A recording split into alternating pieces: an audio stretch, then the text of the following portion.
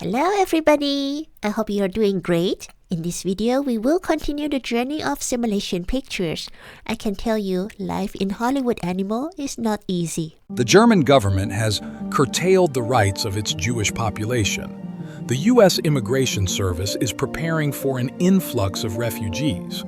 Everybody is leaving Germany. Not just ordinary Germans, but famous filmmakers too. An anonymous source at Gerstein Brothers told the Los Angeles Tribune that the new German laws are a real godsend for Hollywood. The studio is planning to sign contracts with several famous German directors. Our studio should do the same. We want to sign contracts with filmmaking talents too. Oh, guten Tag, Jürgen. I proudly present you Son of the Fatherland, a destined epic about the birth of the fatherland.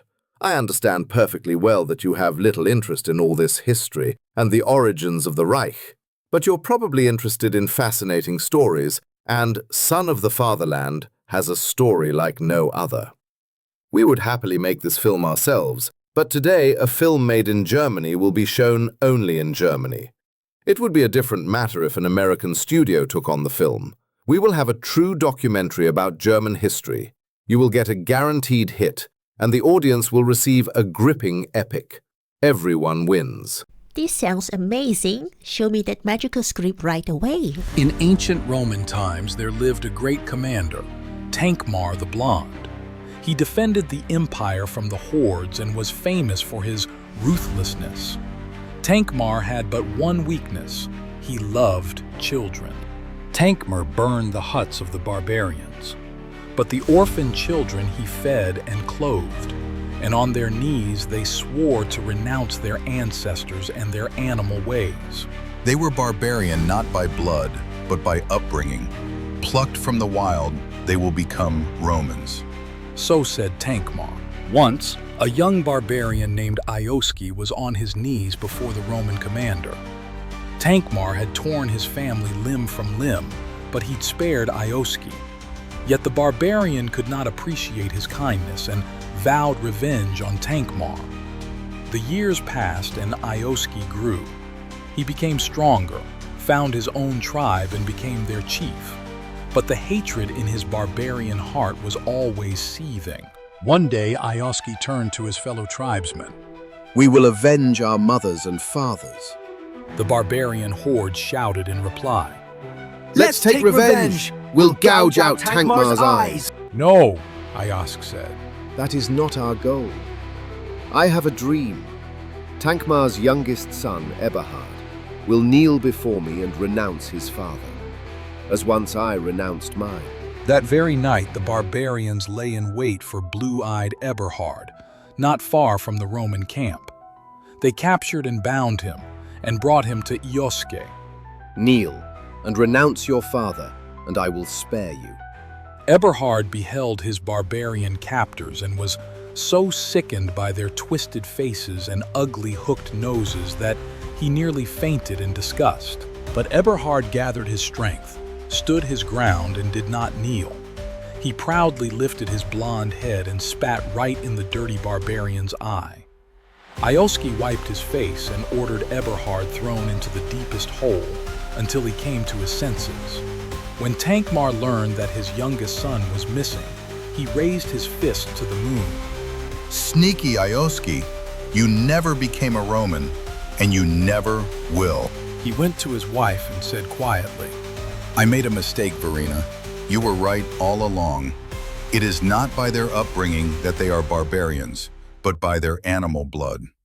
Tankmar then took up the giant sword he inherited from his ancestors, and with all his might set the blade upon the grindstone, and in the morning he set forth. For 3 days Tankmar followed Ioski's tracks, and at last he found the barbarian camp.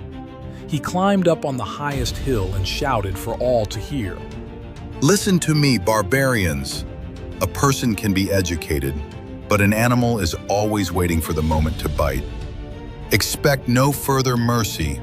I shall put everyone in your tribe to the blade, young and old alike.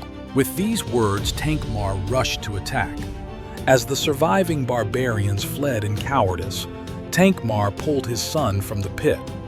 He took him in his arms and they traveled home along the forest paths.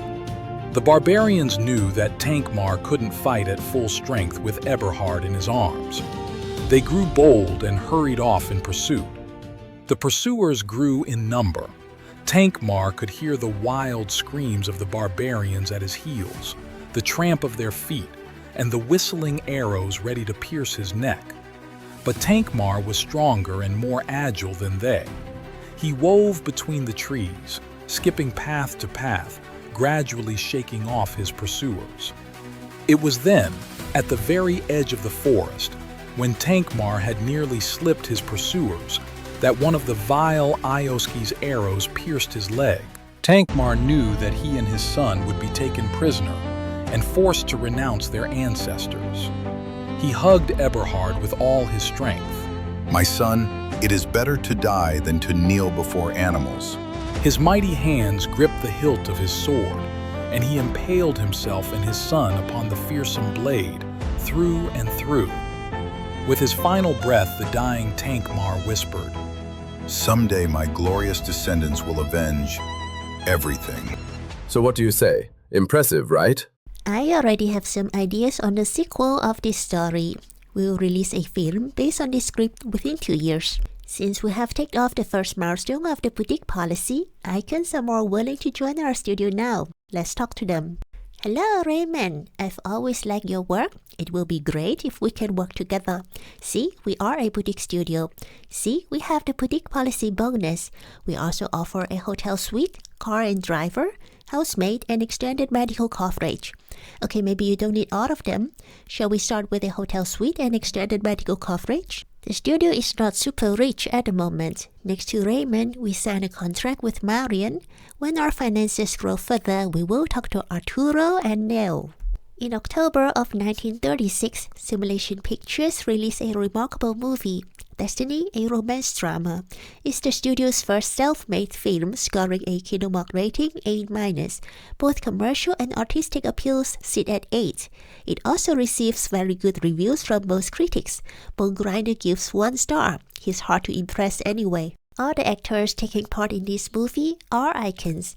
The script is from our best screenwriter, Felix Hill. Earlier, the studio hired a new director, Pete Spencer, a new cinematographer, Roscoe Dennis, a new editor, Evelyn Martin, and a new composer, Warren Barnes. They are the talented professionals who contribute to the success of this great movie. Hello, Mr. Oberich. Last Sunday, the exalted Cyclops held a meeting of the 12 terrors to vote on the new Sentinel. The new Sentinel was unanimously approved in the first 5 minutes. So the rest of the day, we just played with the Emerald staff and solved the riddles of the Furies. Usually, after events like that, we have a celebratory barbecue. But this time, we decided to go to the cinema. You want to know what film we saw? That was the only trouble. We couldn't agree on a film. One of them had something about China in the title, and the other one's poster showed a long-haired Mexican riding a donkey. They sure don't make anything normal anymore, do they?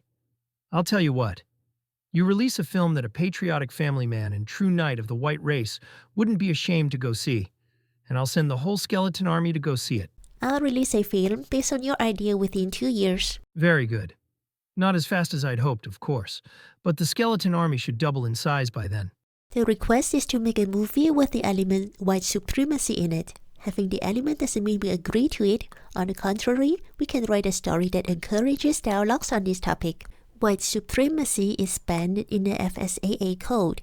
Before working on such a movie, we have to first unblock the initiative to remove story elements from the code, and then we can propose an initiative to remove white supremacy from the code.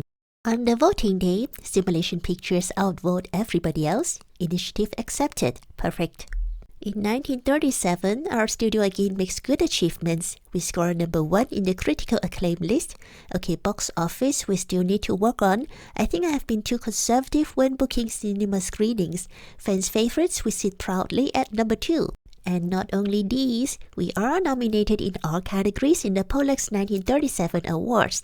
Best Film, Best Cinematography, Best Actor, Best Actress, Best Director, and Best Screenplay.